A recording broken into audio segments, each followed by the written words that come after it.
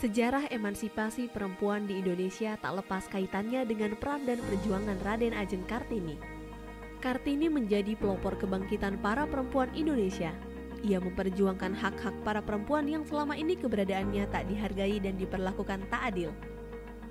Melalui karya sastra dan gagasannya, seperti yang selalu ia katakan, jangan biarkan kegelapan kembali datang, jangan biarkan kaum wanita kembali diperlakukan semena-mena. Habis gelap, terbitlah terang. Kartini mampu mengubah keadaan para perempuan untuk mendapatkan kebebasan dan keadilan. Kartini telah menunjukkan bahwa perempuan bisa menentukan pilihan hidupnya tanpa paksaan orang tua, dan perempuan bisa meraih pendidikan setinggi-tingginya.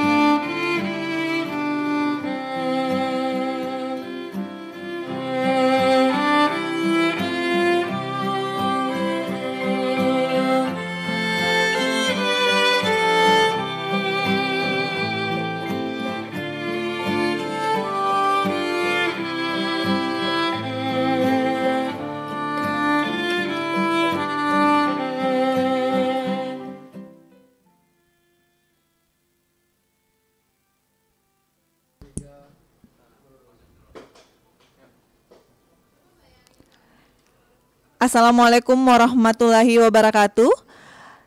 Salam sejahtera dan selamat siang. Kami ucapkan selamat datang dalam acara peringatan Hari Kartini, Kementerian Agraria dan Tata Ruang, Badan Pertanahan Nasional tahun 2022.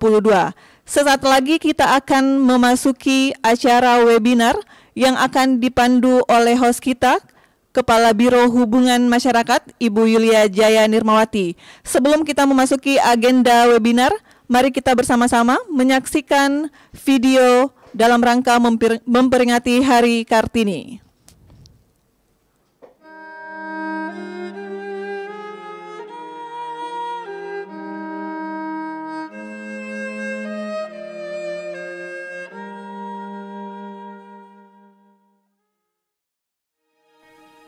Sejarah emansipasi perempuan di Indonesia tak lepas kaitannya dengan peran dan perjuangan Raden Ajeng Kartini.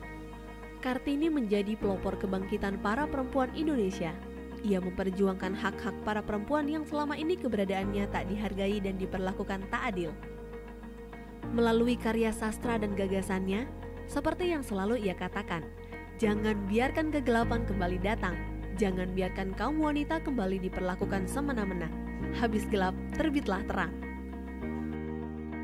Kartini mampu mengubah keadaan para perempuan untuk mendapatkan kebebasan dan keadilan. Kartini telah menunjukkan bahwa perempuan bisa menentukan pilihan hidupnya tanpa paksaan orang tua, dan perempuan bisa meraih pendidikan setinggi-tingginya, sehingga perempuan bisa berkontribusi dan memiliki peran dalam kehidupan berbangsa dan bernegara. Sampai saat ini, Kartini telah meninggalkan makna tersendiri bagi perempuan Indonesia untuk maju dan meraih mimpi, bahwa perempuan itu harus sadar akan kemampuannya yang tersembunyi.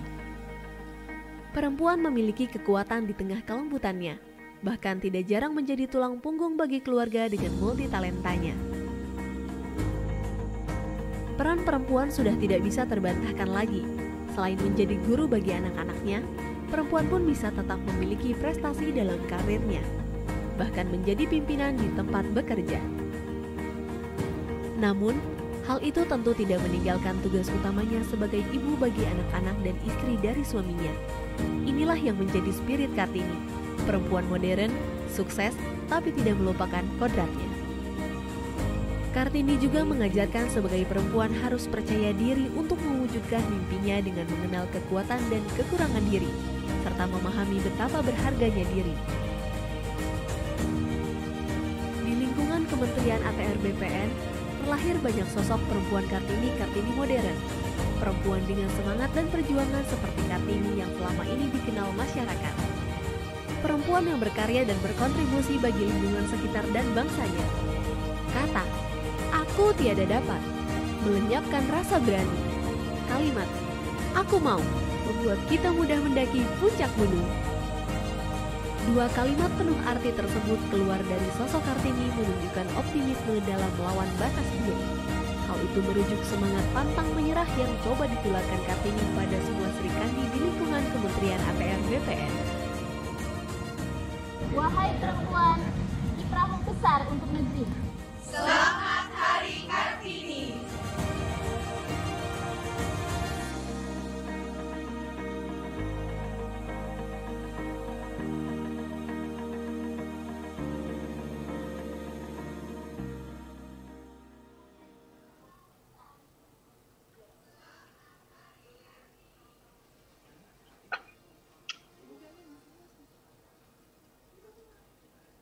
Assalamualaikum warahmatullahi wabarakatuh. Selamat siang dan salam sejahtera untuk kita semua. Om Swastiastu, Namo Buddhaya, salam kebajikan. Para peserta webinar yang berbahagia, hari ini tanggal 21 April 2022, di mana peringatan Hari Kartini bertepatan dengan bulan suci Ramadan, tanpa mengurangi rasa hormat kita dalam rangka memperingati Hari Kartini. Kementerian ATR BPN menyelenggarakan webinar dengan tema perempuan dan kekuatannya yang tersembunyi. Kegiatan hari ini dilaksanakan melalui virtual dan melalui hadir langsung bertempat di ruang PTSL.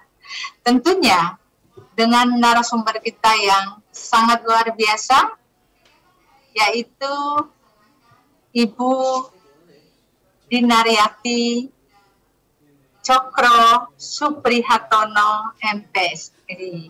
Nanti akan diperkenalkan secara komplit oleh moderator kita, Ibu Adriani Sukmoro. Nah, dalam kesempatan ini nanti webinar akan dimoderator oleh Ibu Adriani Sukmoro, tenaga ahli bidang manajemen sumber daya manusia Kementerian ATR BPN.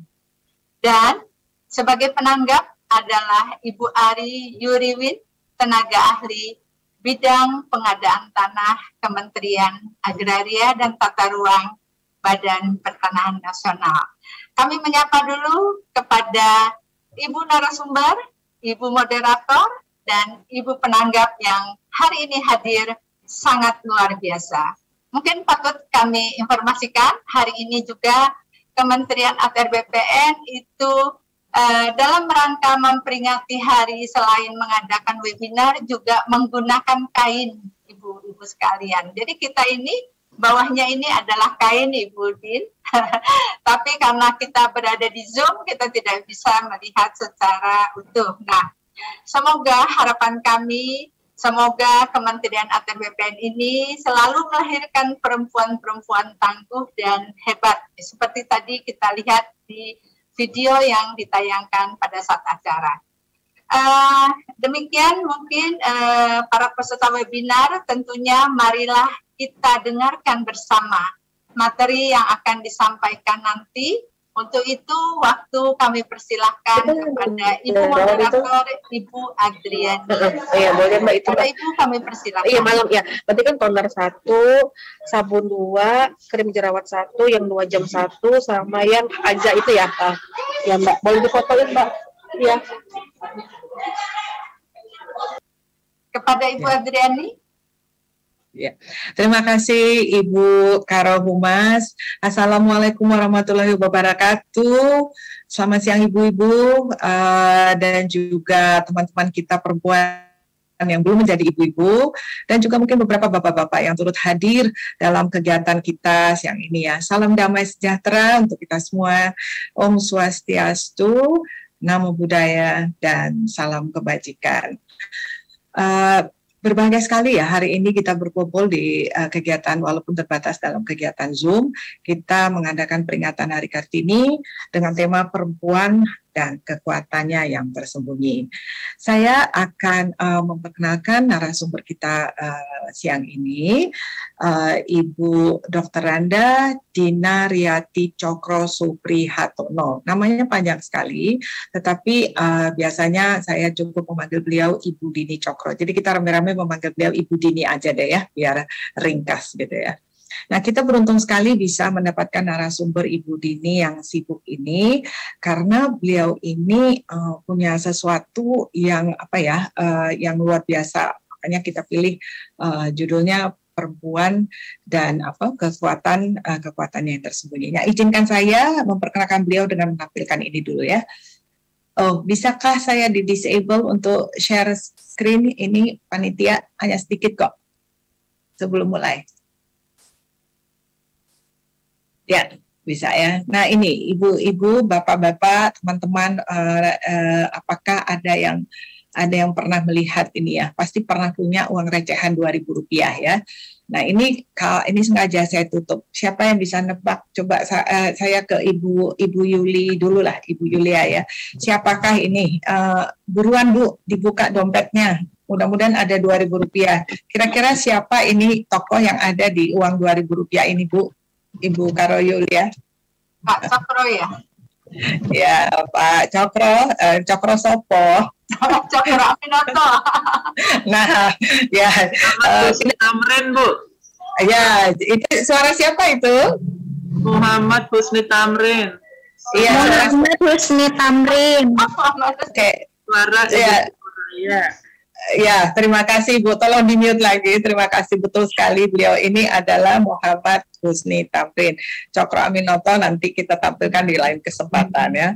Beliau ini siapa gitu? Apa hubungannya loh? Ini kita kan mau mengundang Ibu Dini Cokro begitu. Ternyata beliau ini ya, kita beruntung sekali. Ibu Dini Cokro ini adalah titisan darah langsung dari Muhammad Husni Tamrin, MH Tamrin gitu ya. Beliau adalah pahlawan nasional yang hidup tahun 1894 sampai 1941 ya. Jadi usianya singkat sebenarnya, tapi beliau diakui sebagai pahlawan nasional. Jadi ini kita punya narasumber cucu pahlawan nasional.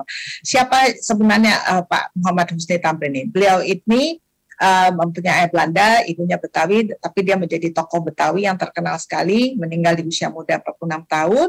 Beliau itu namanya diabadikan sebagai pahlawan nasional ya, namanya diabadikan di Jalan Protokol Ibu Kota Jakarta. Jadi kalau dari kantor kita ke Jalan Sudirman, lalu nyambung lagi, itu Jalan MH Tamrin, akhirnya dapat Istana Negara. Jadi Jalan MH Tamrin itu diabadikan untuk menghormati jasa-jasa pahlawan nasional Muhammad Husni Tamrin. Dan beliau juga gambarnya diabadikan di pecahan uang Rp2.000. Nah, narasumber kita Ibu Dini Cokro ini juga tidak jauh dari seputar kalangan abdi negara begitu ya. Karena siapa yang bisa menebak siapakah gambar berikut ini? Oh, sudah ada namanya ya, langsung aja deh ya. Mau main tebak-tebakan nggak bisa. Nah, ini Bapak Letjen TNI Purnawirawan Cokro Pranolo ya. Bapak Letjen TNI Cokro Pranolo Purnawirawan, ada yang tahu? Ibu Ari Yuriwin deh. Beliau itu dulu siapa sih Bu? Gubernur DKI. Iya, aduh 100. Nanti ini ruangan Ibu Ari Yuriwin ini di seberang saya. Nanti tak kasih hadiah ya Bu ya. Beliau itu oh maaf ini sebentar. Ya, beliau itu adalah Gubernur DKI Jakarta ke-8. Jadi untuk generasi-generasi seperti saya, Ibu Ari Yuriwin itu tahu gitu. Mungkin teman-teman perempuan yang masih muda nggak tahu ya, udah lama nih. Beliau ini pengawal pribadi Jenderal Sudirman. Nah ini kalau nggak salah ini nih, kalau saya lihat ya mirip sekali, saya nebak-nebak. Ini sepertinya Bapak Cokro Pranolo mendampingi Jenderal Sudirman ketika masih hidup, dan beliau telah menulis buku biografi Jenderal Sudirman yang berjudul Panglima Besar TNI Jenderal Sudirman, Pemimpin Pendobrak Terakhir Penjajahan Indonesia. Baik, cukup sekian share-nya. Saya akan berbicara tentang Ibu Dini Cokro. Beliau itu sarjana psikologi seperti saya, dan beliau juga mengambil magister psikologinya di Universitas Indonesia. Jadi S1 S2-nya dari Universitas Indonesia. beliau perempuan aktif, saya tahu banget ya dari mahasiswa, beliau itu sudah bekerja. Di usia 23 tahun beliau menikah, dan di usia 23 tahun juga udah bekerja gitu, sambil tetap kuliah gitu. Beliau menjadi dosen Fakultas Psikologi Universitas Indonesia sampai pensiun di sana. Beliau juga mengajar di berbagai institusi, pernah menjabat sebagai wakil dekan Fakultas Psikologi dengan bidang berbeda-beda selama 3 periode, juga mendirikan kantor humas Universitas Indonesia dan menjadi kepalanya ya, kepala kantor humas. Dan yang saya highlight adalah di sini beliau pernah menjadi Dubes Republik Indonesia untuk Republik Ekuador di tahun 2016 sampai 2020. Jadi kita beruntung sekali mendapatkan narasumber yang luar biasa siang ini, dan saya akan menyerahkan floor kesempatan waktu kepada Ibu Dini dengan memulai pertanyaan. Pertanyaannya satu ini Bu ya. Nanti Ibu sambung terus dengan presentasi ya Bu Dini ya. Bu Dini, wanita itu dikenal sebagai apa ya? Sering dianggap sebagai makhluk yang lemah begitu ya. Padahal kita tahu deh ya, perempuan-perempuan ini tahu bahwa kita itu sebenarnya makhluk yang paling mendapatkan berkah nikmat. Nah monggo Mbak Dini, tolong kita diberi pencerahan, dimulai dengan pertanyaan ini. Waktu dan tempat kita serahkan, monggo.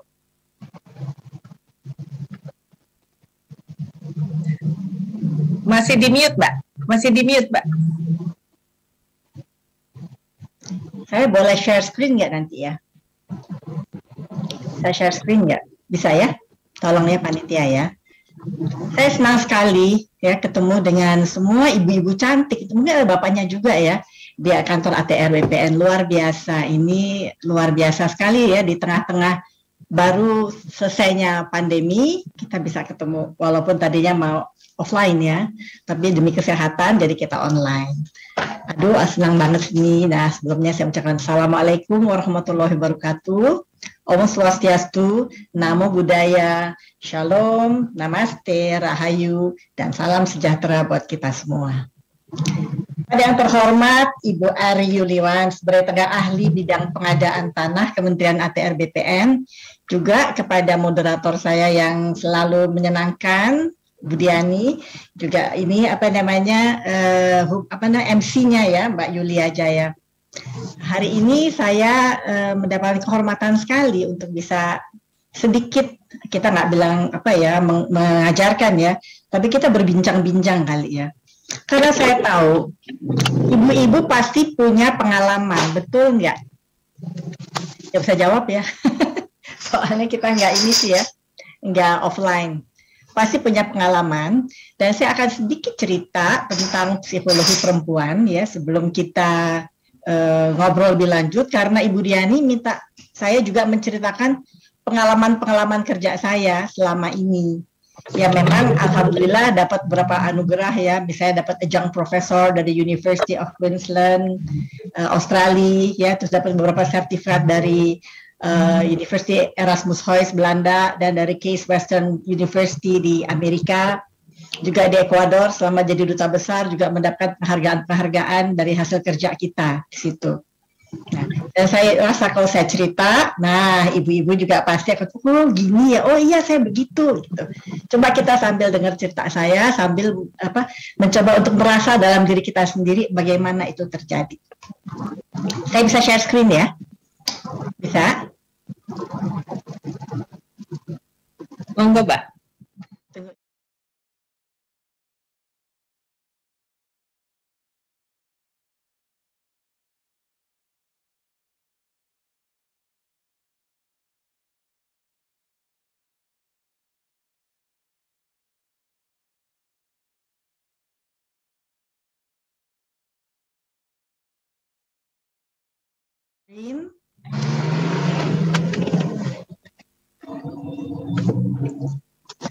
Bisa terlihat?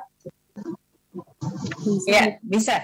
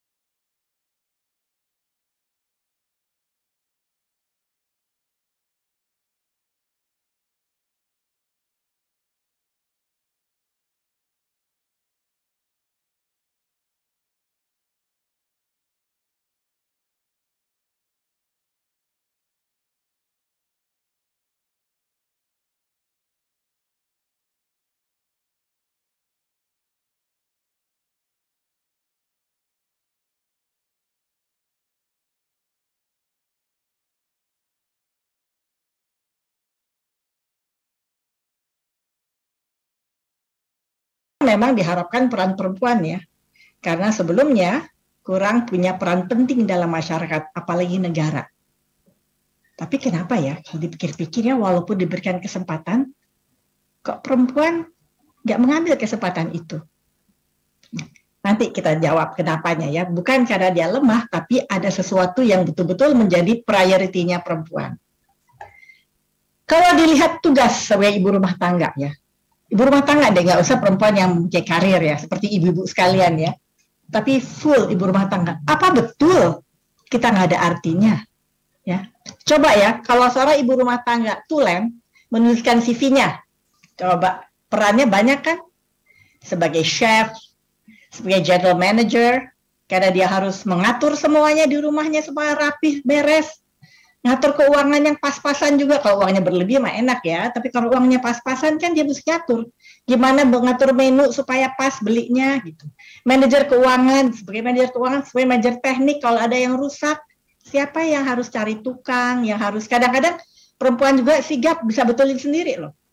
Manajer logistik mesti tahu jangan ada kekurangan, apalagi anak-anak, baju sekolahnya, bukunya, makanannya, kebutuhan rumah tangga, dan lain sebagainya.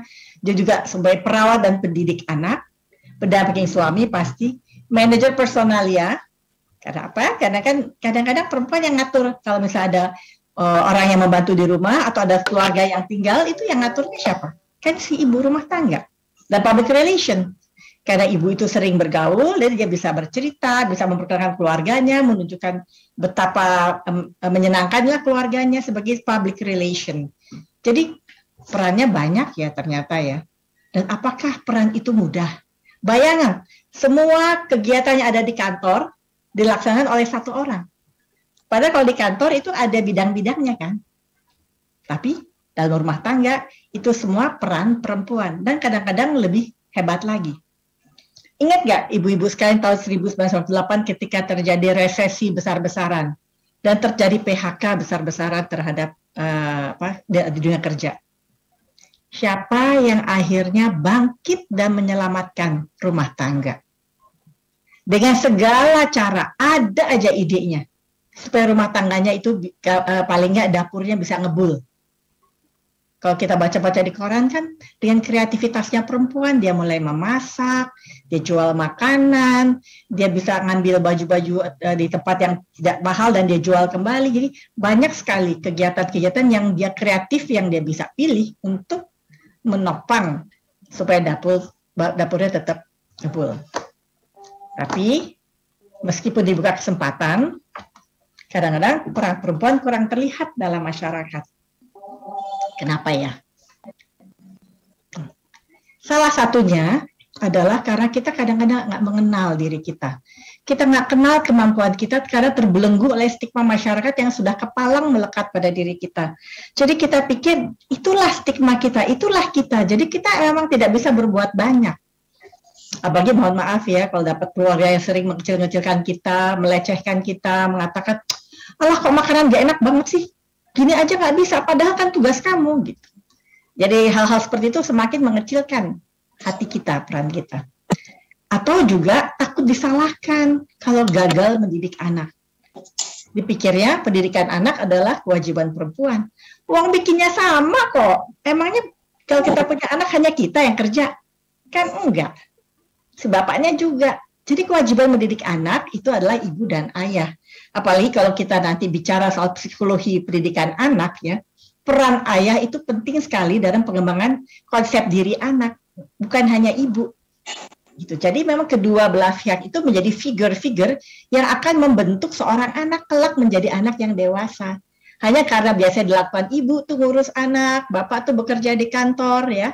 Jadi akhirnya seakan-akan kewajiban untuk ngurus anak tuh ada di ibu. Dan kalau gagal itu salah ibu.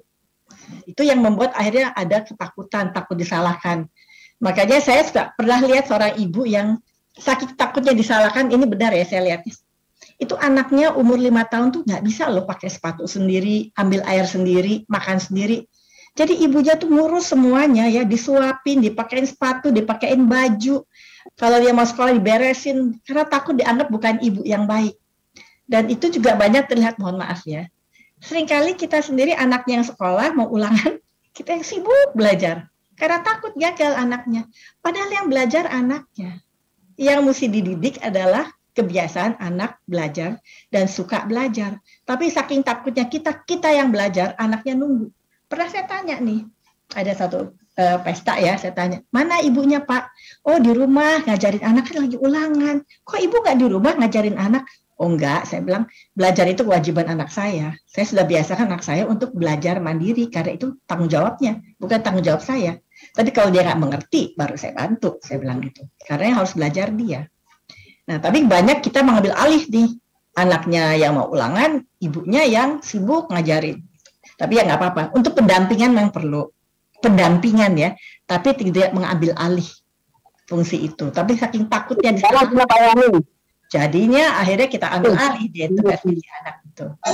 Pernah ada seorang anak nih mau ulangan nih besok, temennya anakku dulu. Aku tanya, kamu belum belajar? Mamah nggak ada. Mama nggak belajar. Saya belajarnya nunggu mamah dulu. Nah, luar biasa kan? Dan yang bagus adalah memang pilihan. Saya memang ditawarkan macam-macam, tapi pilihan saya adalah menjadi ibu rumah tangga. Kenapa? Karena saya berkewajiban untuk membimbing anak saya kepada suatu kehidupan yang menguntungkan dirinya kelak menghadapi tantangannya.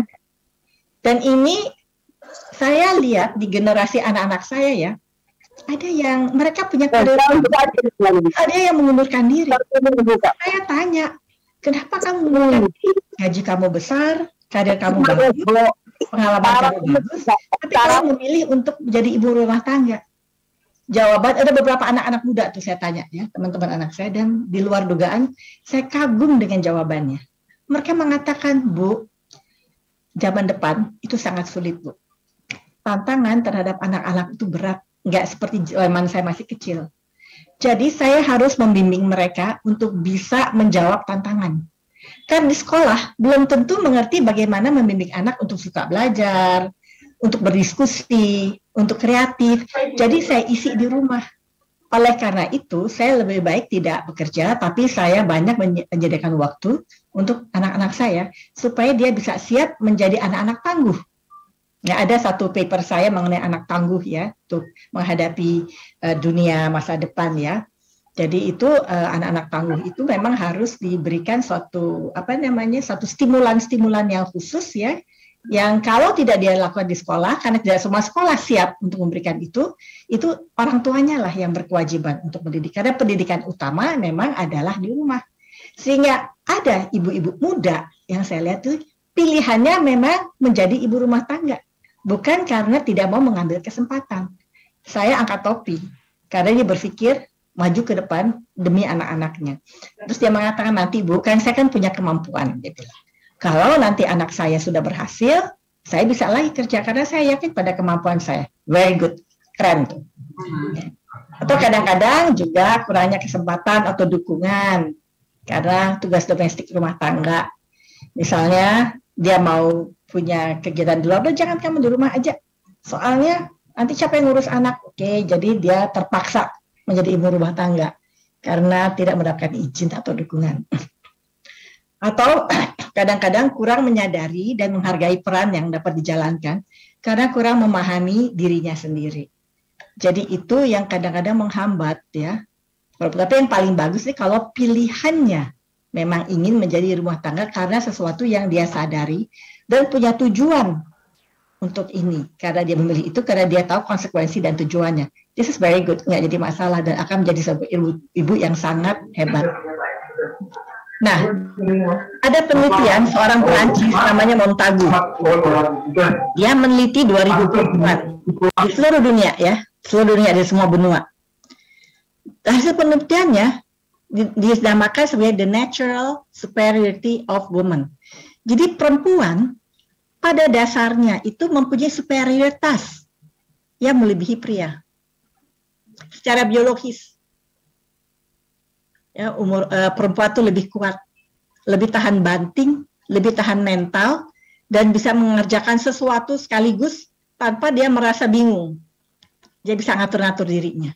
Itu lebih tinggi dari pria, dari hasil penelitiannya.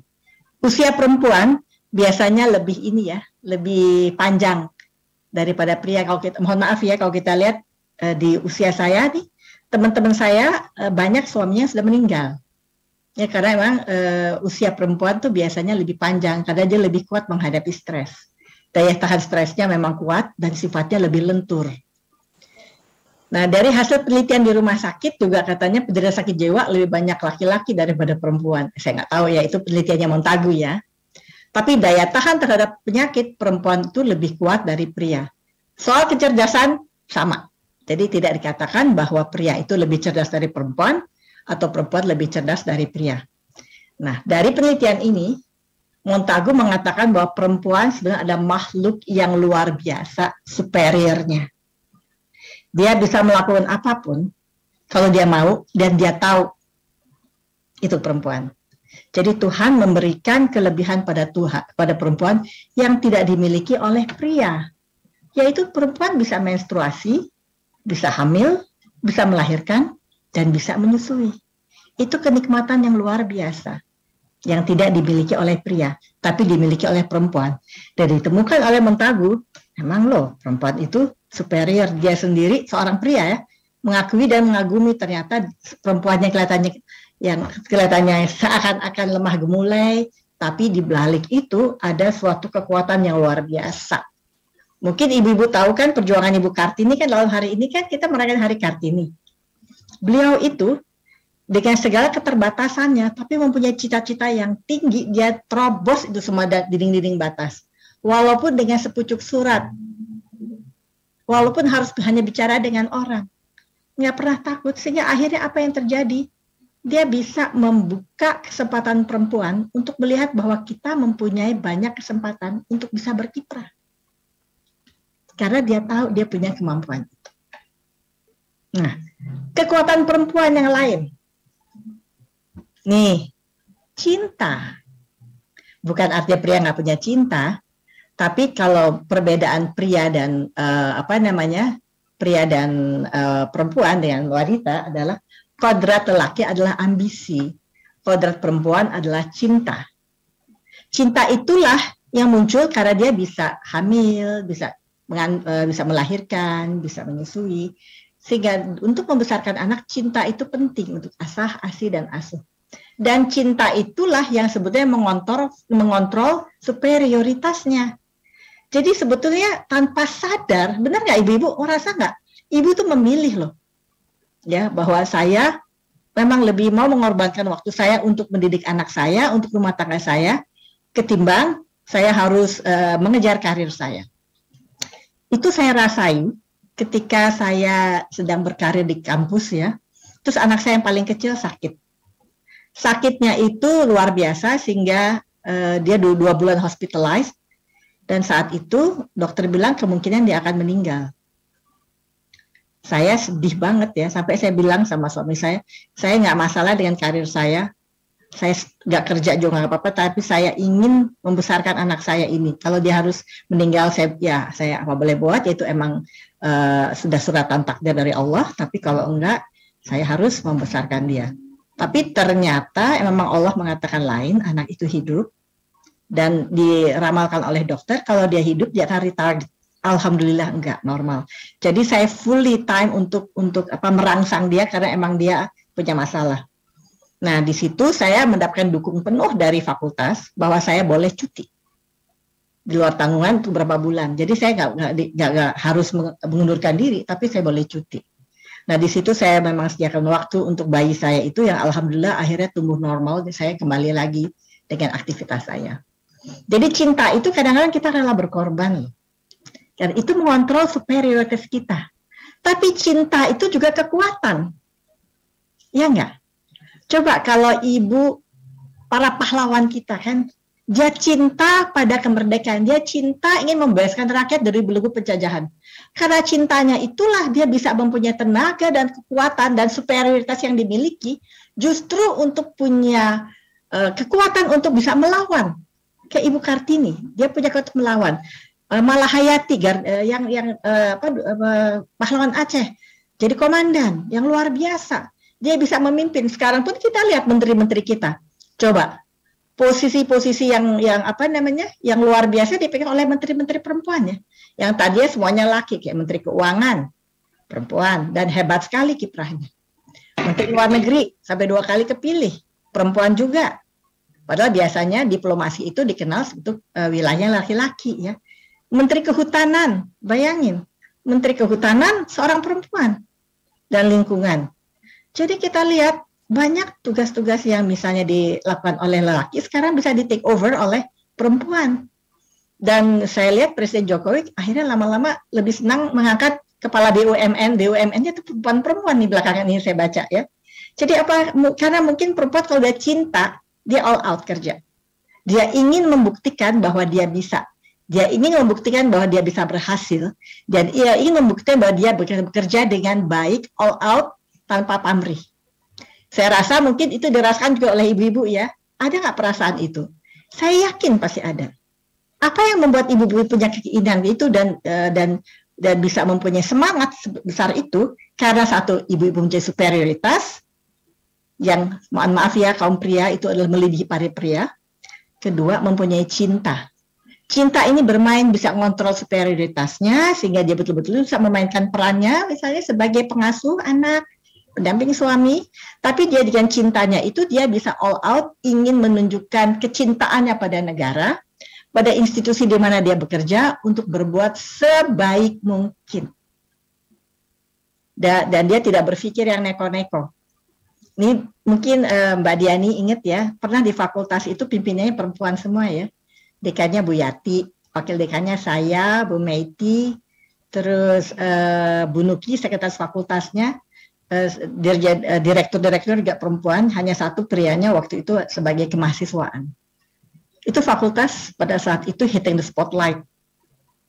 Luar biasa kepemimpinan perempuan pada saat itu hitting the spotlight dan kita kompaknya luar biasa.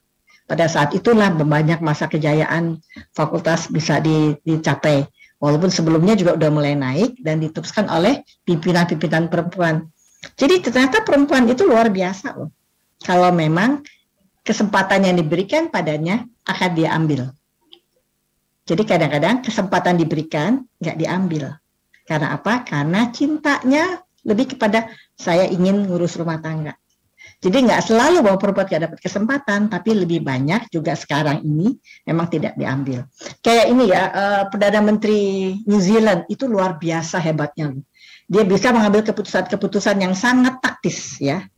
Sehingga ketika New Zealand terkena COVID, dia termasuk yang paling sedikit dampaknya, tetapi ekonominya bisa bertahan. Dia perempuan dan dia sangat dikenal sekarang. Sementara kodrat laki-laki adalah ambisi. Bedanya apa coba nih? Bedanya, jadi ibu-ibu jangan membandingkan karena emang nggak bisa dibandingkan. Buat seorang perempuan karena dia cinta, dia kodratnya adalah cinta, dia akan berpikir gini.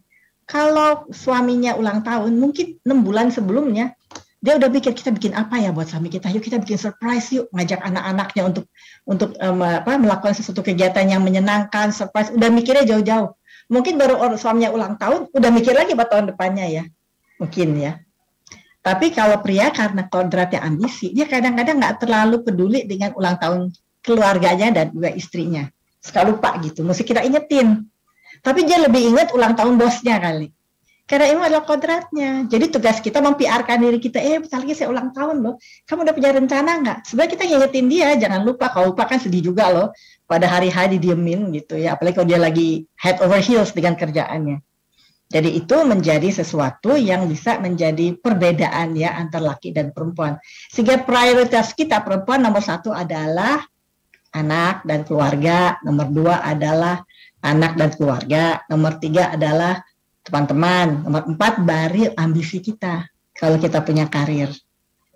Tapi kalau pria nomor 1 adalah ambisinya, nomor 2 adalah bosnya, nomor 3 baru keluarganya, nomor 4 baru istrinya.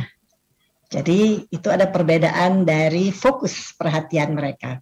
Sehingga kalau pensiun, kalau perempuan kalau pensiun biasanya senang, wow saya sekarang punya waktu untuk bisa masak, bisa berkebun, bisa bermain sama cucu, bisa ini, bisa itu. Dengan keluarga ya. Dengan pria kadang-kadang yang lebih terkena post power syndrome karena biasanya punya power dengan ambitionnya terus kehilangan itu. Nah, itu menjadi masalah tuh. Sehingga perempuan ini kalau psikologinya ya, kalau sudah pensiun itu lelaki menjadi lebih perempuan karena dia menjadi tergantung banget karena kehilangan powernya, perempuan menjadi lebih maskulin pada saat itu. Seru kan ya? Nah, ya, begitulah secara psikologis perempuan laki-laki. Oleh karena itulah perbedaannya dari otaknya nih. Otaknya laki-laki seperti ini, analytical, sport, visual, aggression. Oleh karena itu dia agak kaku, dan perempuan yang love itu, lelaki itu bisa lihat sesuatu one at a time. Melakukan kerjaan juga one at a time. Sedangkan perempuan itu bisa buzzing.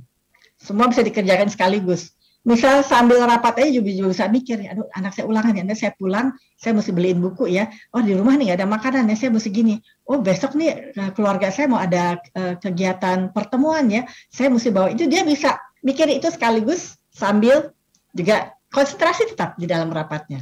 Atau kalau nyetir mobil, saya pernah menelpon kolega saya pria, Din nanti ya, tunggu ya, saya lagi nyetir mobil, nanti kalau udah sampai saya telepon kamu.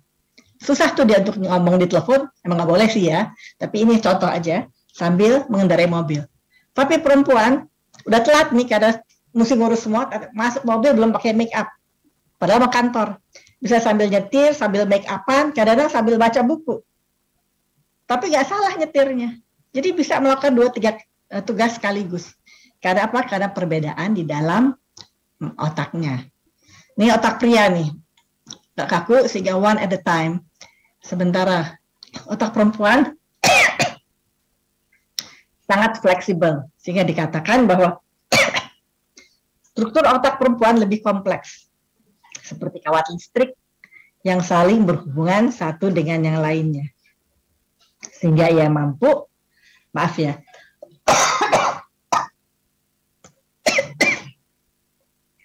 mengingat banyak hal sekaligus, peduli pada banyak hal, dan pikirannya selalu bekerja. Menjalankan multiperan tanpa menggagalkan salah satu. Menjalankan banyak fungsinya. Maaf.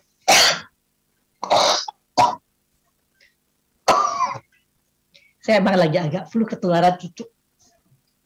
Jadi itu ya bisa dilakukan oleh perempuan, banyak hal sekaligus, tanpa membuat dia pusing. Saya juga suka bingung lihat mantu saya. Mantu saya tuh nggak punya pembantu di rumahnya, pintar masak. Tapi pas saya udah, kalau kita lagi ada pertemuan, saya berpikir bahwa mantu saya nggak mungkin deh dia bawa sesuatu karena dia sibuk sekali di rumah ya. Saya kaget dia datang, dia bawa salad, dan dia bikin sendiri, dan dia cantik sekali, dia dandan rapi, dengan pakai kuteks yang nggak bocel-bocel. Sampai saya mikir, bagaimana caranya dia ya ngatur waktu antara mengerjakan kerjaan rumah tangga seluruhnya dan tetap bisa tampil keren dengan membawa sesuatu. Dia ketawa-ketawa karena emang dia bisa bagi waktu, karena otaknya emang membuat perempuan itu bisa melakukan sekaligus segala rupa sekalian. Kayak ibu-ibu juga kan, walaupun ibu kerja, pasti udah mikirin nih sahur nanti apa, buka puasanya bagaimana.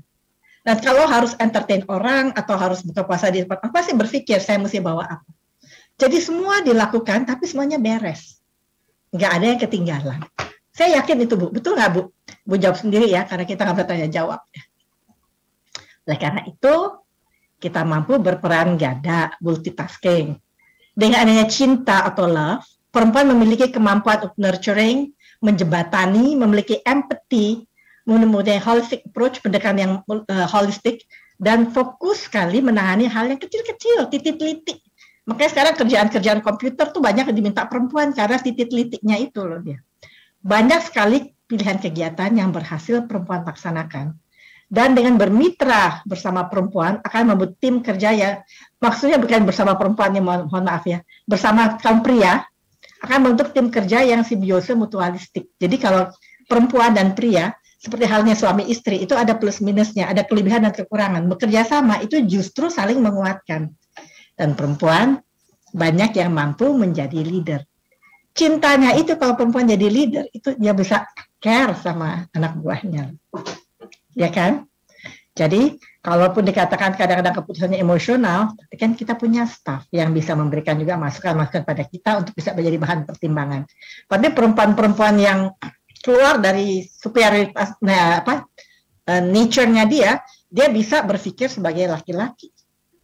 Ini ada satu percobaan ya terhadap teroris perempuan, teroris laki. Mana yang lebih galak? Kalau perempuan jadi teroris, dia udah meniadakan cintanya kan. Dia keluar dari cintanya. Akhirnya karena punya superior itu, dia lebih superior dari laki, lebih galak, lebih kejam, lebih punya ide-ide yang aneh-aneh. Karena dia udah keluar dari cintanya yang membatasi superioritasnya itu. Jadi di situ kita lihat bahwa memang perempuan punya kekuatan yang luar biasa. Nah, berkaca pada perjuangan Kartini nih, karena kita lagi merayakan Hari Kartini ya. Pasti ibu-ibu udah baca dong ya. Surat-suratnya beliau itu luar biasa. Dan mampu berbuat banyak dengan segala keterbatasan. Pada saat itu kan perempuan ningrat, nggak boleh keluar dari keraton, nggak boleh sekolah juga terbatas. Dan lain sebagainya. Kalau juga menikah juga dijodohin gitu, walaupun dia nggak suka, tapi dia masih mengikuti aturan-aturan, tapi dia tidak melanggar aturan, tapi dia punya kemampuan bagaimana caranya dia bisa mengatasi keterbatasannya dengan menggunakan semua resource atau sumber yang dimilikinya. Antusias dan percaya diri. Jangan lupa, ini ada perannya Kartono loh, kakak beliau, yang pandai sekali dan lebih banyak tinggal di Eropa, sehingga sering memberikan banyak masukan kepada Ibu Kartini. Itu kan banyak masukan, itu kan sebenarnya kesempatan ya, diberikan buku, diberikan bacaan, diberikan majalah-majalah yang membuat Ibu Kartini merasa hebat ya, bisa begini gitu. Gimana ya perempuan Indonesia bisa begitu? Ada dua, ada yang melihat itu sebagai kesempatan belajar dan punya cita-cita, ada yang cuma menikmati aja, oh iya begitu, atau don't care at all. Itu kan pilihan hidup ya.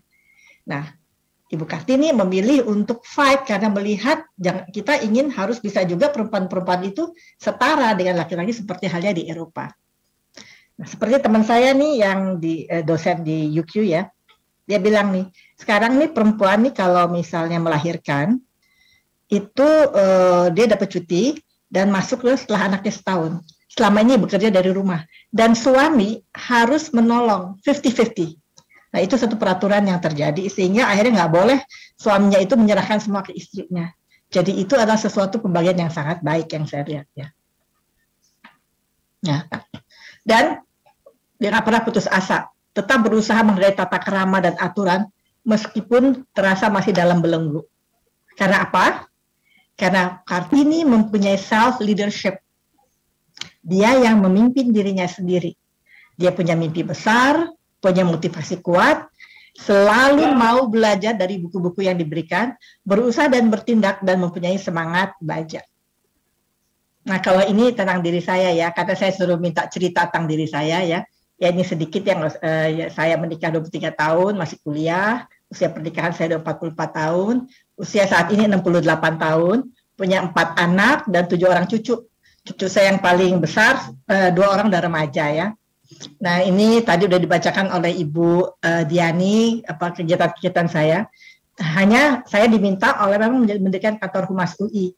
UI itu nggak punya humas, jadi saya diminta sama Pak Rektor, padahal saya itu masih menjabat sebagai wakil dekan. Wakil dekan gak lucu, waktu saya diangkat jadi wakil dekan, saya ditanyakan oleh Pak Sarlito wakil dekan, kamu mau wakil dekan yang mana? Bapak menyuruh saya wakil dekan yang mana? Yang nggak ada aja ya, wakil dekan 4. Boleh. Terus kerjaan saya apa? Kamu pikirin deh kerjaan kamu apa. Saya mesti mikir. Di situ saya berpikir mendirikan humas, kerjasama, juga mendirikan sistem, membuat sistem dan penelitian. Dan dari apa yang saya lakukan itu menjadi pilot project buat UI. Makanya saya diminta untuk jadi kepala humas UI dan membangun kantor humas di UI. Nah, di dalam kegiatan itu, sebagai wakil dekan, karena saya suruh milih kerjaan saya berhasil membuat kerjasama training program dengan University of Queensland, Brisbane, Australia. Waktu itu si Queensland University itu ada ranking 30 dunia dan kita UI masih 250-an gitu ya. Saya bilang saya nggak mau dibilang bahwa saya harus nunduk-nunduk, pada merasa mau tunjukin bahwa Fakultas Psikologi itu mempunyai dignity. Jadi saya berdua sama Bu Yati, wakil dekan 1, menunjukkan, membuktikan bahwa pendidikan kita itu bagus. Sampai akhirnya UQ mengakui, iya pendidikan kamu setara sama kita, walaupun grad universitasnya beda ya.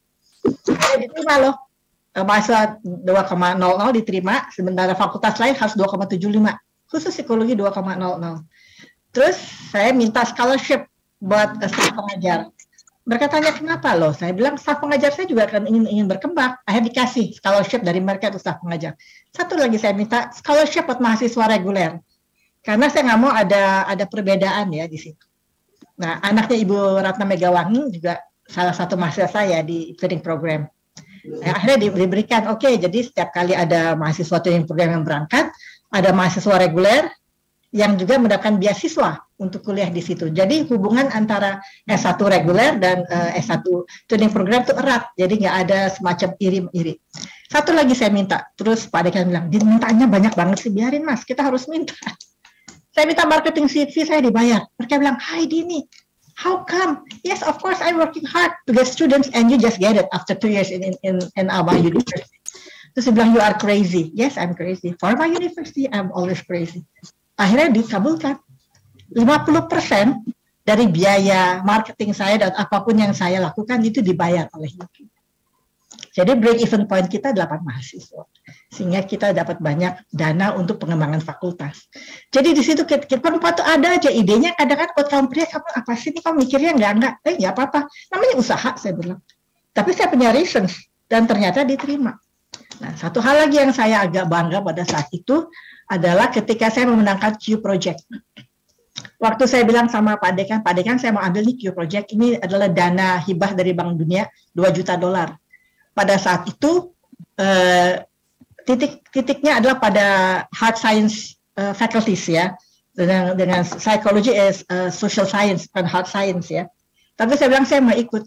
Jadi nggak mungkin, kita kan bukan hard science, biarin, saya bilang. Paling tidak, kalau kita lakukan ini, kan 1 tahun kerjanya, kita punya blueprint. Kalau kita menang, kita dapat $2 juta, kita bisa lari, majuin fakultas. Kalau nggak menang, kita punya blueprint. Nggak ada yang percaya. Nggak apa-apa deh, saya kerja sendiri, sama 1-2 orang yang percaya, kita kerjain. Terus saya punya ide-ide yang dilakukan oleh fakultas hard science lainnya. Sampai orang dari Bank Dunia ketika dia datang dan melihat kerja kita, dia kaget, dia bingung. Bilang, wow, very original what you are doing. Saya bilang, ya thank you very much. Mahasiswa semua mendukung. Akhirnya the only social science yang dapat Q Project adalah Fakultas Psikologi. Bangga kan? Jadi kita nggak boleh merasa kecil. Atau nggak mungkin, kita kan fakultas perempuan semua, masa iya ada yang mandang kita? No, nggak boleh. Kita mempunyai harga diri, kita mempunyai dignity, kita harus tunjukin. Nah, itu adalah modal saya bekerja. Dan di situ ternyata apa yang kita lakukan itu mendapat penghargaan. Oleh karena itu, Fakultas Psikologi satu-satunya faculty yang dapat Q Project $2 juta. Langsung kita membangun perpustakaan yang keren dan lain sebagainya. Saya nggak cerita, tapi pokoknya alhamdulillah deh gitu ya. Dan beberapa staf ahli yang sering saya duduki di sini, juga anggota tim Adipura. Jadi KLHK minta saya anggota tim Adipura. Di samping Kemenkes juga saya bantu ya. Nah, di situ saya belajar mengenai pengolahan sampah, dan saya tahu bahwa Surabaya sepertiga kotanya itu sampah, listriknya dari sampah. Ya, hebatnya. Jadi pengolahan sampah kita ini ternyata sangat bermanfaat untuk energi. Jadi kalau kita sangat serius dalam mengelola sampah, insya Allah nggak usah terlalu mahal bayar listrik. Dan saya diminta oleh Pak Presiden untuk menjadi duta besar di Ekuador. Saya kaget waktu saya telepon ya, saya lagi di fakultas, Bu Dini bisa ke Kemlu. Saya pikir saya suruh ceramah nih kayak sekarang gini. Oh ya, saya bilang Bu Menteri mau ketemu. Oh iya, saya pikir saya mesti bawa bahan apa? Nggak bawa ibu aja yang datang. Waduh, disuruh hari Jumat. Saya bilang, Pak, hari Jumat saya pimpin rapat. Tapi terus saya pikir masa Bu Menteri panggil saya nawar ya. Oh iya deh, saya bisa. Saya datanglah ke sana. Sampai di situ ya Bu Menteri bilang, Pak Presiden minta kamu jadi duta besar. Saya kaget juga sih ya. Nggak kepikir kan. Saya kan nggak tahu kenapa saya jadi duta besar, karena saya kan bukan dekan, bukannya rektor, bukannya apa-apa ya, tapi rupanya banyak rekomendasi melihat saya kerja. Dan Ekuador adalah satu negara yang kedutaannya baru dibuka, tetapi pada saat itu nggak ada prestasinya, dianggap oleh Kemlu sebagai underdog. Jadi saya diterjunin sana untuk babat hutan. Dengan catatan, kalau saya berhasil, kedutaan kita akan tetap dibuka, tapi kalau nggak akan ditutup. At the end, salah satunya at the end, Ekuador panggil saya waktu saya mau pulang, dia bilang, Madam Ambassador, saya sangat menghargai kerja Anda luar biasa. kita harus menutup 10 kedutaan kita di dunia. Dan kedutaannya nggak banyak, karena duta besar yang ada di Ekuador cuma 40 kedutaan. Harus kita tutup karena COVID. Nah, ketika di Asia cuma ada Malaysia dan Indonesia di ASEAN ya, ada Malaysia dan Indonesia. Yang mana kita harus tutup, tapi kita semua memutuskan yang Malaysia kita tutup, Indonesia kita pertahankan. Tetaplah kerjaan saya sebagai penceramah. Ini salah satu cerita nih, waktu saya dapat ajang profesor dari University of Queensland karena kerja saya di sana mengembangkan training program.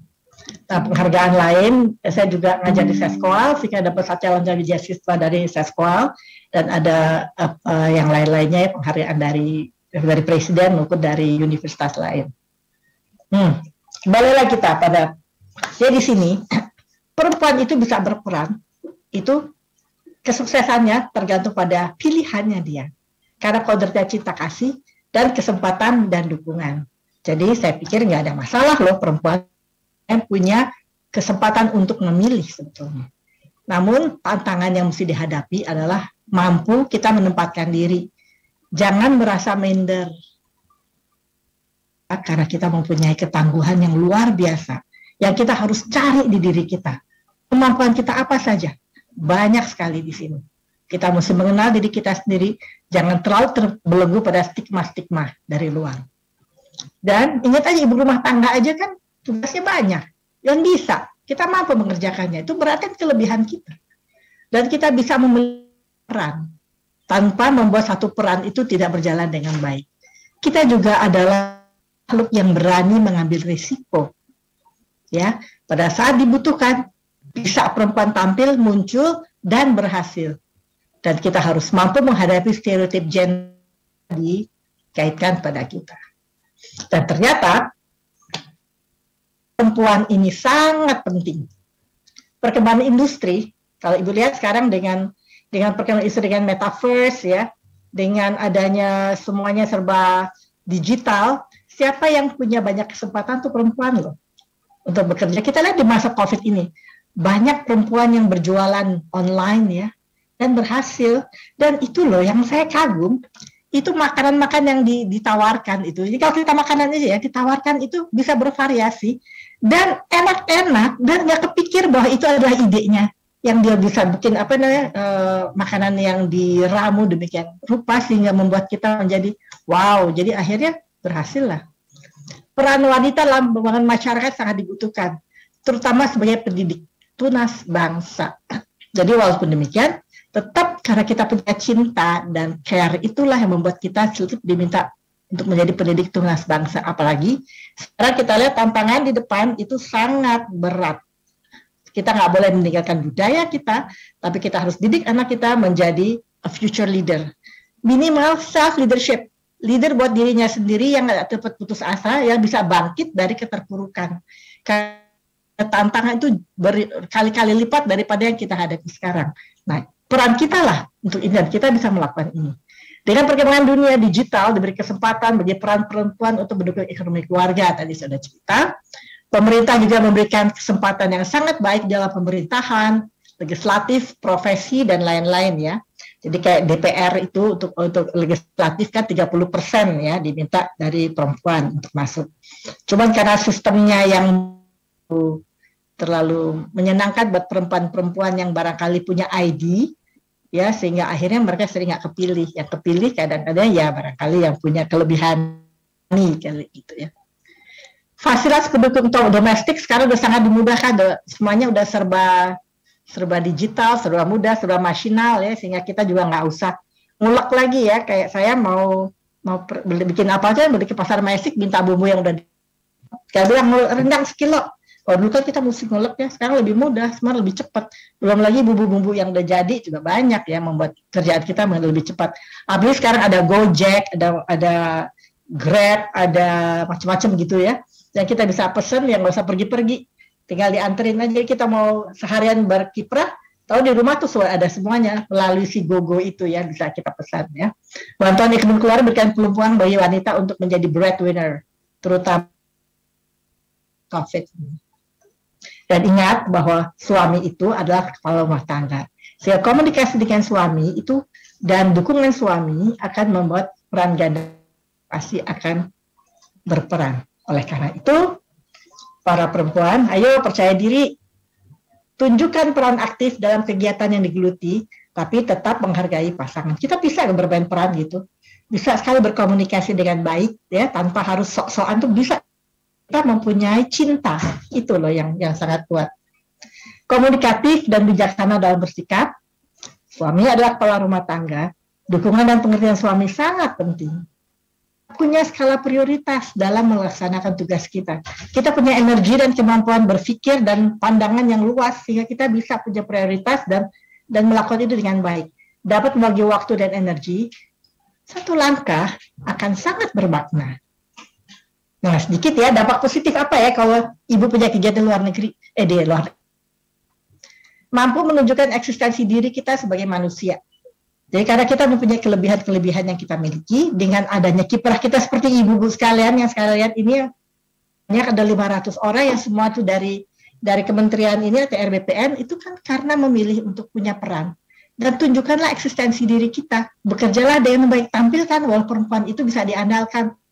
Cuti melahirkan doesn't mean anything. Tetap prestasi bisa dijalankan.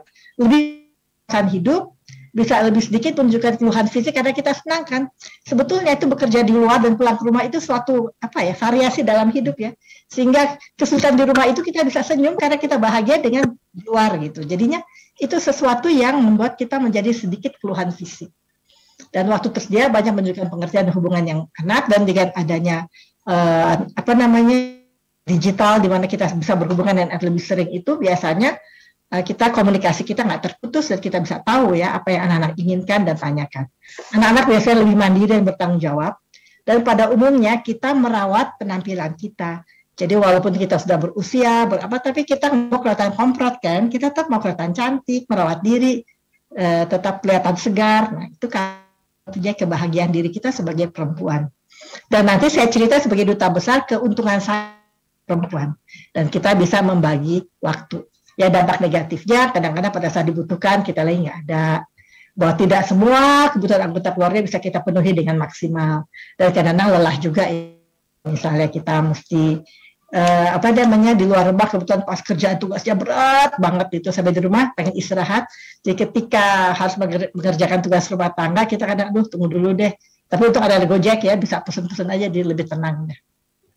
Izin Ibu Dini, ini ada satu pertanyaan bagus ya. Jadi saya pikir sebelum Ibu Dini masuk ke cerita gembira nanti ini saya lihat ya selama menjadi duta besar Republik Indonesia atau Ekuador, ini saya ajukan dulu pertanyaan dari Ibu Nur Azizah, biasa kita panggil Ibu Inung. Pertanyaannya soalnya bagus banget. Nanti Ibu Ari menanggapi di akhir sesi saya pikir ya. Tapi ini takut kehabisan waktu, jadi saya bacakan aja. Beliau bertanya begini, Bu Dini, terkait maraknya kasus bunuh diri di mana ada kejadian ya seorang ibu itu bersama anak-anaknya itu bunuh diri ya, dia membawa anak-anaknya itu bunuh diri karena terdesak terdesak oleh situasi. Ada ibu ini depresi akibat perilaku suami dan juga desakan ekonomi ya, jadi kombinasi gitu. Nah pertanyaan dari Ibu Inung, pertama, di manakah kekuatan wanita itu yang bisa dikembangkan, dioptimalkan agar jangan sampai terjadi seperti itu ya, sampai memutuskan bunuh diri, tidak ada jalan lain gitu ya, sepertinya gitu ya. Yang kedua, apa yang terjadi dengan kekuatan tersembunyi wanita yang ternyata tidak bisa menahan atau melawan tekanan batin itu, sehingga memutuskan melakukan perbuatan yang fatal tadi itu. Dan yang ketiga, bagaimana menyeimbangkan tekanan yang menimpa dengan kekuatan untuk menghalau ya. Jadi seputar itu tadi, bunuh diri, membawa anak-anaknya ikut bunuh diri, sementara perempuan mempunyai kekuatan tersembunyi. Nah, bagaimana ini untuk menguatkan kekuatan itu agar tidak terjadi kejadian seperti ini? Monggo, Ibu Dini. Ya, terima kasih, pertanyaan luar biasa nih ya, Bu Aziza ya. Ya, kita lihat sekarang keadaannya. Ini yang saya bilang, karena stigma masyarakat begitu kuat, sehingga kadang-kadang perempuan itu tidak menanya dia yang tersembunyi. Dia nggak, walaupun dia udah bertahan ya, dia bertahan sedemikian rupa untuk menahan, tapi karena ada kekuatan tekanan ekonomi, juga adanya tekanan dari suami yang luar biasa, dan stigma itu terus menimpa dirinya, ada batasnya kan. Dan perempuan itu pasti pendidikannya kurang, sehingga dia nggak tahu dia punya kekuatan. Yang dia kenal konsep dirinya adalah saya orang yang lemah, saya itu nggak berdaya, saya nggak mempunyai kemampuan apapun. Jadi itu yang dia rasakan karena kurangnya pengetahuan tentang kekuatan, karena tersembunyi. Banyak perempuan yang tidak tahu bahwa dia mempunyai kekuatan itu. Kenapa? Karena memang pendidikan terhadap perempuan itu hanya seputar, mohon maaf ya, memasak, ngasuh anak. Tapi jarang ada pendidikan pada perempuan yang menunjukkan bahwa dia mempunyai kelebihan. Sehingga dia nggak tahu. Dia nggak tahu caranya berkomunikasi dengan baik. Apalagi kalau sudah dibombardir dengan stigma-stigma yang membuat dirinya akhirnya merasa punya konsep diri yang negatif terhadap dirinya. Nah, manusia, nggak laki nggak perempuan, akan banyak bertindak sesuai dengan konsep dirinya. Apa yang dia kenal tentang dirinya. Kalau dia nggak kenal dia punya kelebihan, dia nggak punya jalan keluar, nggak tahu bagaimana cara. Kan bisa aja dia tiba-tiba kalau suaminya lagi mana, dia bawa anaknya, dia kabur aja gitu, misalnya ke rumah orang tuanya atau ke rumah kerabatnya, atau dia udah mempunyai perencanaan bahwa dia akan menjalankan hidup, atau dia akan bicara baik-baik dengan suaminya untuk mengatakan bagaimana mengatasi masalah ini. Tapi karena dia nggak tahu kemampuan itu, jadi nggak terjadi. Kenapa dia bunuh anak-anaknya? Itu karena cinta. Sengsaranya hidup di dunia tanpa uang yang cukup, dengan deraan dari mungkin suami yang sering menyiksa keluarga. Dia nggak tega, anaknya dia tinggalkan begitu saja, dan harus menghadapi penderitaan. Jadi membunuh anak-anaknya dan dirinya itu adalah bagian dari cintanya dia. Dengan segala keterbatasan kemampuannya, pengetahuannya, dan konsep dirinya yang sudah memang negatif, membuat dia memilih jalan itu. Dan karena cintanya, dia nggak tega meninggalkan anaknya, maka dia ajak anaknya serta ke alam baka. Di sini memang kita harus kembali melihat program-program perempuan itu mungkin tidak melulu pada keterampilan yang selama ini selalu dilakukan ya, tapi kita juga mesti punya waktu untuk perempuan bisa mengenali dirinya. Punya session yang appreciative inquiry misalnya, mereka bisa dirinya sendiri. Dan ada kontak dengan sesama perempuan untuk melihat jalan keluar yang barangkali dilakukan oleh perempuan lain terhadap masalah yang mirip-mirip yang bisa. Nah, karena hal itu belum dianggap penting saat ini, makanya kurang ada session seperti itu. Karena perempuan perlu, untuk mengenal dirinya kita mesti tahu, mesti ada feedback juga dari lingkungan, dan diberikan kesempatan introspeksi. Kayak misalnya ibu rumah tangga yang saya cerita, saya cuma ibu rumah tangga. Padahal kalau kita introspeksi, ternyata kegiatan ibu rumah tangga itu luar biasa kan, sulitnya. Dan belum tentu perempuan yang punya peran di luar itu bisa mengerjakan 100% full timer ibu rumah tangga. Karena terus terang membosankan, tapi tekanannya banyak sekali. Tapi banyak perempuan yang rela melakukan itu. Hanya gitu, giliran dia salah sedikit, yang dapatnya negatif stigma. Kamu masakannya kok keasinan. Tapi kalau lagi enak, ya dinikmati aja, nggak ada tuh positive feedback buat dia. Sehingga akhirnya dia nggak mengerti bahwa dia mempunyai kelebihan. Jadi memang dia tersembunyi, mesti dikeluarkan. Makanya adalah dengan membantu memberikan feedback. Sehingga kalau misalnya ada nasihat rumah tangga untuk perkawinan, barangkali ini harus menjadi hal yang penting juga untuk disampaikan. Supaya perempuan-perempuan juga bisa tahu dan mengenal dirinya sendiri. Dan pria juga bisa menghargai perempuan suami karena tahu, karena perempuan itu memang sangat bermanfaat, bukan bermanfaat dalam arti negatif ya, tapi dia mempunyai peran yang vice versa ya, antara dua belah pihak. Di sini adalah kerjasama antara Espol dengan Lebigas, pembuatan laboratorium minyak yang tersertifikasi. Jadi ini banyak, dan ini adalah kerjasama antara PTDI dengan perusahaan importir dari suku cadang dan pesawat-pesawat CASA di Ekuador. Jadi alhamdulillah ya sudah banyak kemajuannya sehingga saya mendapatkan Prima Duta Award nih dari Presiden melalui Menteri Perdagangan karena berhasil memajukan perdagangan di situ, terutama mobil Toyota kita tuh makin banyak diimpor dari Indonesia. Toyota Fortuner yang paling laku, Toyota Rush sama Toyota Innova dengan spare parts-nya. Jadi akhirnya perdagangan kita naik pesat. Jadi saya dapat Prima Duta Award dari Presiden dan saya serahkan kepada Toyota di sana sebagai capaian yang mereka peroleh. Ya. Terus saya dapat juga ini Eloy Alfaro Award dari wartawan dan juga Mundo Gold Award dari pemerintah Ekuador. Jadi sebagai capaian-capaian kerjaan diplomasi kita. Jadi walaupun saya bukan diplomat karir, saya seorang dosen ya, tapi ternyata bisa menjalankan kerjaan diplomasi dan anak buah saya semua laki. Dan di situ saya harus terus terang aja cobaannya berat ya. Buat seorang perempuan, kadang pertama kali mereka look down. Mereka nganggap, Allah ini kok perempuan kok suka dandan ya, bisa kerja nggak dia? Ternyata saya pekerja keras. Jadi di situ saya rubah etik kerja bahwa kita mesti kerja keras, kerja cerdas, saya bilang, berdoa, dan ikhlas. Jadi ini kira-kira dan saya sempat nulis buku juga di situ. Ada yang bahasa Spanyol, ada kaleidoskop, dan ada yang bahasa Indonesia. Ya. Sehingga di sini, a strong woman loves, forgives, walks away, let go, tries again, and preserve, no matter what life throws at her. Perempuan sebenarnya tangguh. Asal dia mau dan kenal dirinya. Tapi kadang-kadang banyak perempuan yang nggak kenal dirinya, nggak tahu kemampuannya, dan nggak tahu bahwa dia adalah makhluk yang kuat. Karena kualitas itu bukanlah suatu accident, bukanlah suatu kebetulan, tapi itu adalah pilihan-pilihan kita dari berbagai alternatif. Sebagai putusan-putusan yang intelligent dan skillful execution. Sehingga kita bisa menjadi perempuan yang tangguh, yang tetap bisa berkembang, mengembangkan diri, tapi tetap menjadi seorang ibu dan istri yang baik. Karena kita bisa membagi waktu kita dan berperan ganda. Nah mungkin di situ sedikit paparan saya.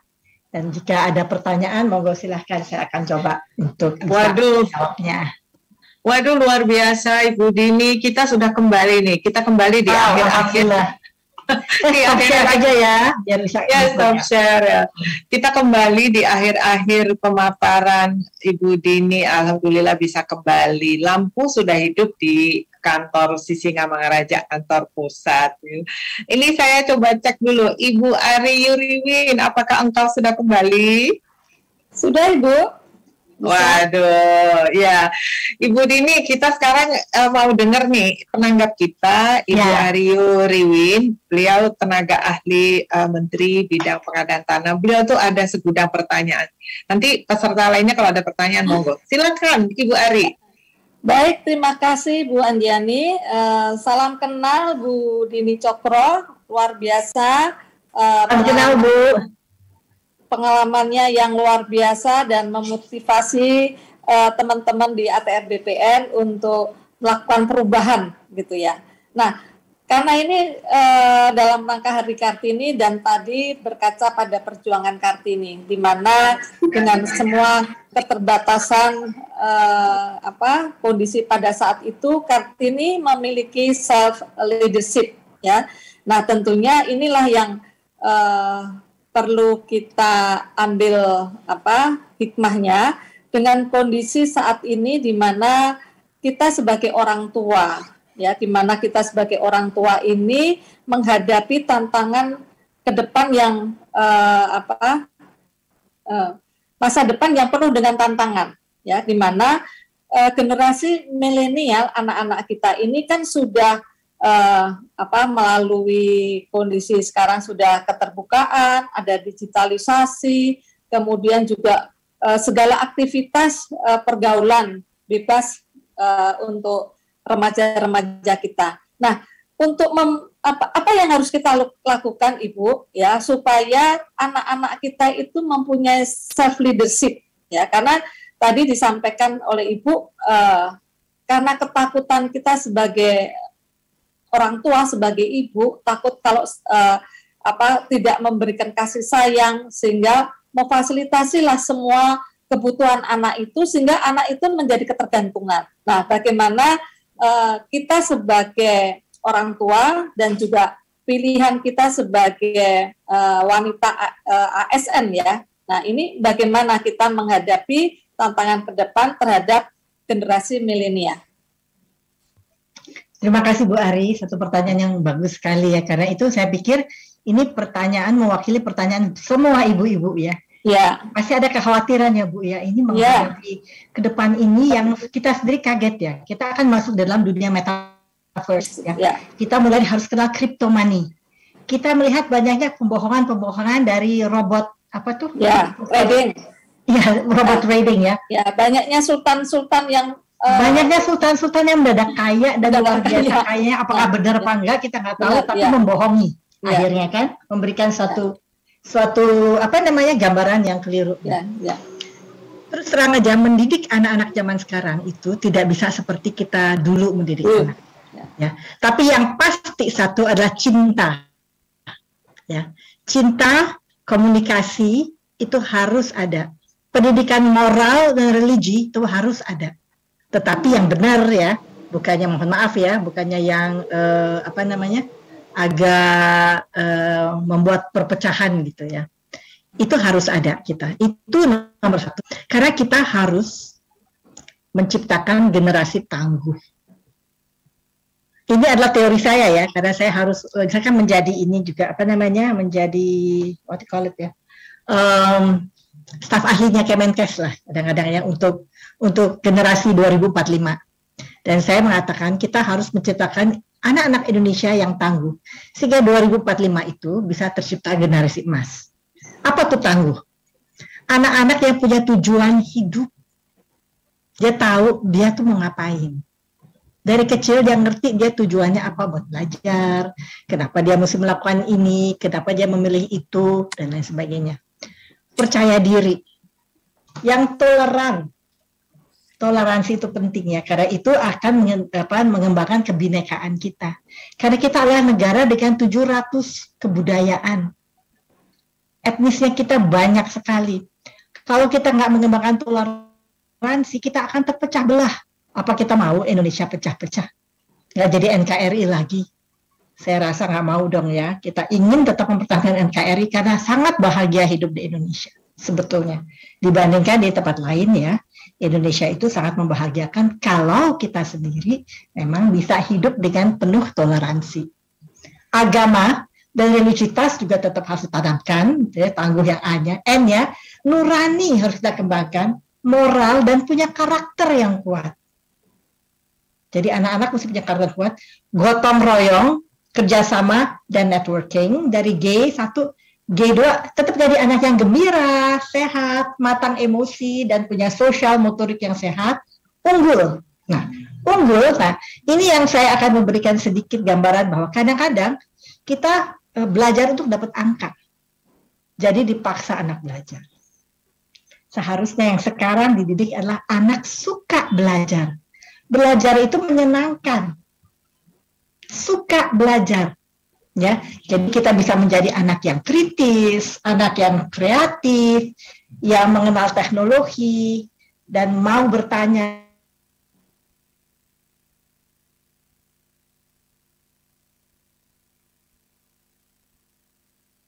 Ya, saya mau tanya-tanya dulu gitu.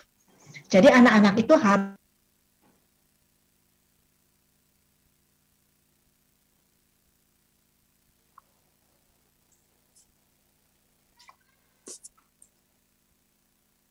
hilang ya Bu ya? Hilang suaranya ya? Hilang. Iya, Ibu Dininya hilang ya? Gantian Budi kelihatannya di Jakarta Barat sekarang mati karena Ibu Ari sih telepon PLN. Kalau nggak hidup kita Bu. Iya. Jadi mungkin kita lihat apa? Oh iya, beliau bilang beliau hilang. Ya, jadi begini, kita isi Ibu Karo Humas dan Ibu tenaga ahli Ibu Ari Yuriwin. Karena waktu juga sudah mulai pukul 16, mungkin kita bisa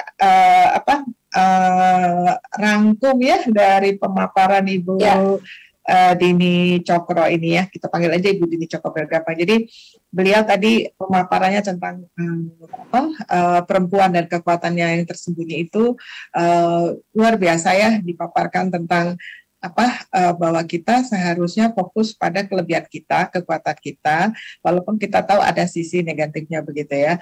Tidak ada salah kalau kita memilih untuk menjadi ibu rumah tangga, tidak masalah karena itu pilihan yang sangat mulia dan kita patut respect pada ibu itu.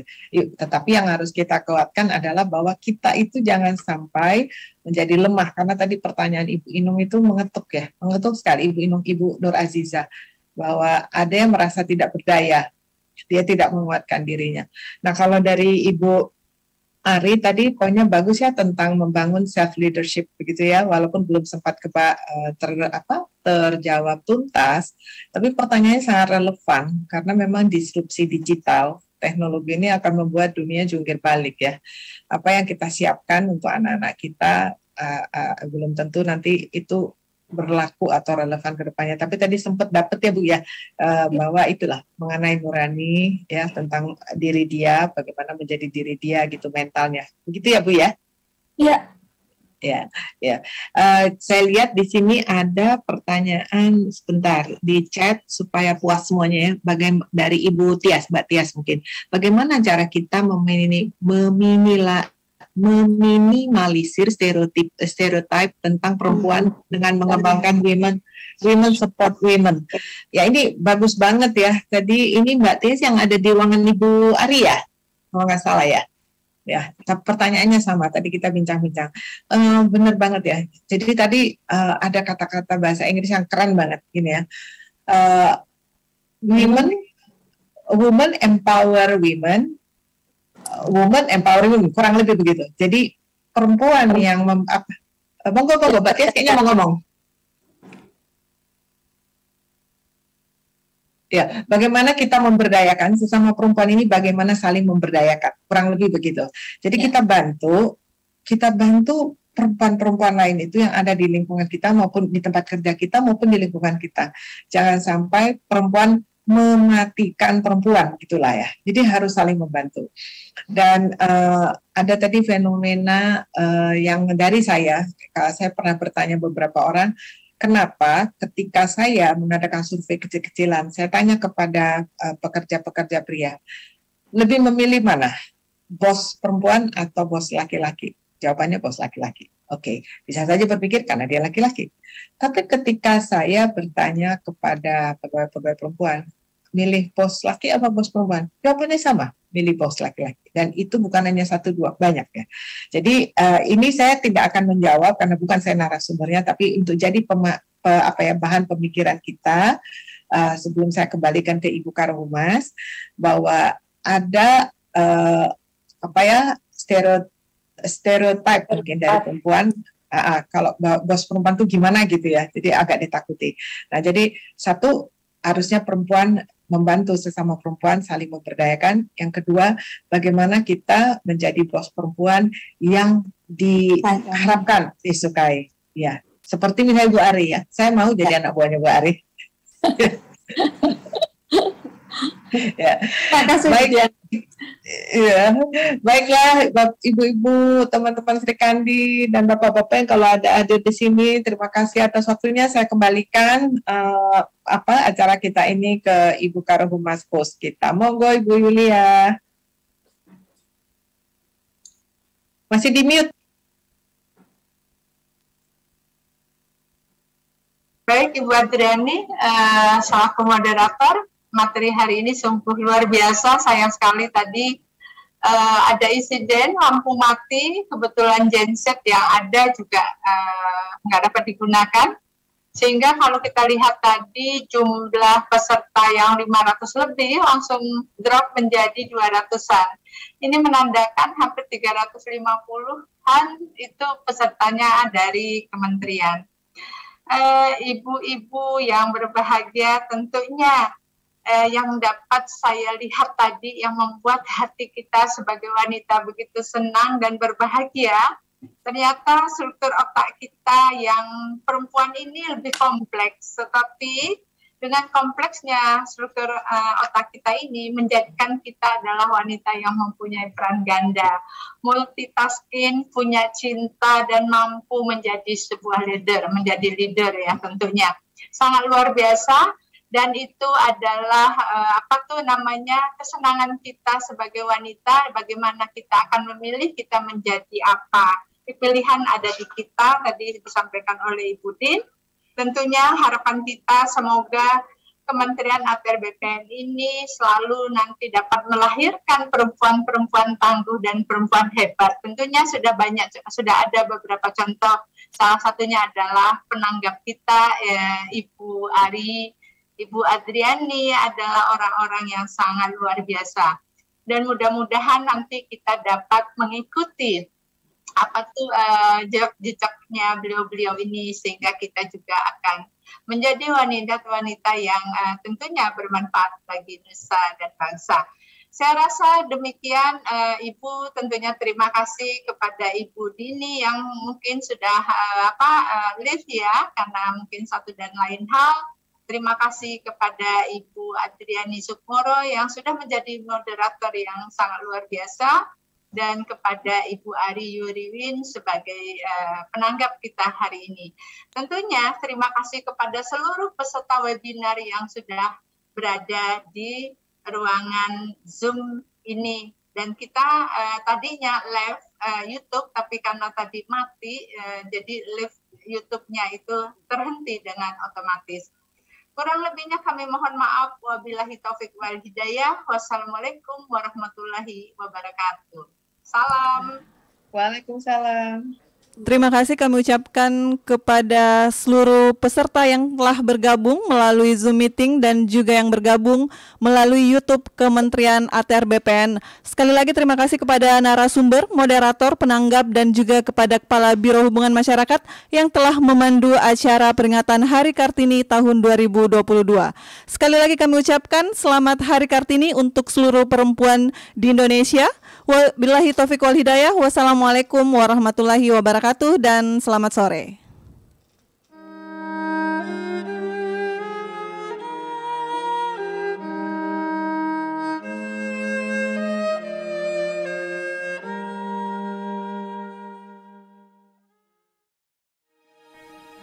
Sejarah emansipasi perempuan di Indonesia tak lepas kaitannya dengan peran dan perjuangan Raden Ajeng Kartini.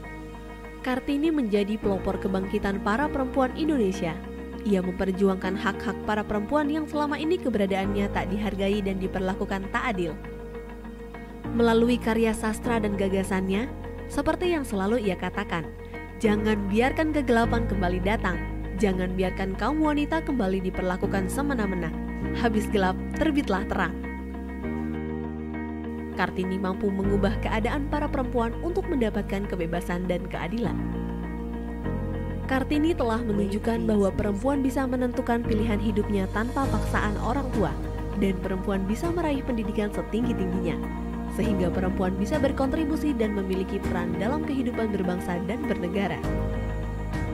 Sampai saat ini, Kartini telah meninggalkan makna tersendiri bagi perempuan Indonesia untuk maju dan meraih mimpi, bahwa perempuan itu harus sadar akan kemampuannya yang tersembunyi. Perempuan memiliki kekuatan di tengah kelembutannya, bahkan tidak jarang menjadi tulang punggung bagi keluarga dengan multitalentanya. Peran perempuan sudah tidak bisa terbantahkan lagi. Selain menjadi guru bagi anak-anaknya, perempuan pun bisa tetap memiliki prestasi dalam karirnya, bahkan menjadi pimpinan di tempat bekerja. Namun, hal itu tentu tidak meninggalkan tugas utamanya sebagai ibu bagi anak-anak dan istri dari suaminya. Inilah yang menjadi spirit Kartini, perempuan modern, sukses, tapi tidak melupakan kodratnya. Kartini juga mengajarkan sebagai perempuan harus percaya diri untuk mewujudkan mimpinya dengan mengenal kekuatan dan kekurangan diri, serta memahami betapa berharganya diri. Di lingkungan Kementerian ATR BPN, terlahir banyak sosok perempuan Kartini modern, perempuan dengan semangat dan perjuangan seperti Kartini yang selama ini dikenal masyarakat. Perempuan yang berkarya dan berkontribusi bagi lingkungan sekitar dan bangsanya. Kata, "Aku tiada dapat," melenyapkan rasa berani. kalimat "Aku mau" membuat kita mudah mendaki puncak gunung. Dua kalimat penuh arti tersebut keluar dari sosok Kartini menunjukkan optimisme dalam melawan batas hidup. Hal itu merujuk semangat pantang menyerah yang coba ditularkan Kartini pada semua serikandi di lingkungan Kementerian ATR BPN. Wahai perempuan, kiprahmu besar untuk negeri. Selamat